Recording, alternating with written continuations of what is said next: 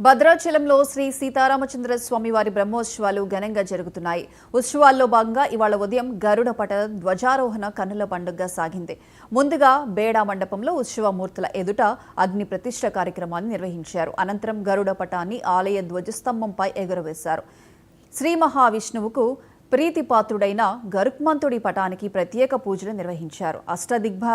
దిక్పాలకులు పంచలోక పాలకులు దేవతలను ఆహ్వానించే భేరీ పూజ కార్యక్రమాన్ని వైభవంగా నిర్వహించారు. కార్యక్రమంలో ఆలయ ఈవో రమాదేవి, వేద పండితులు పాల్గొన్నారు.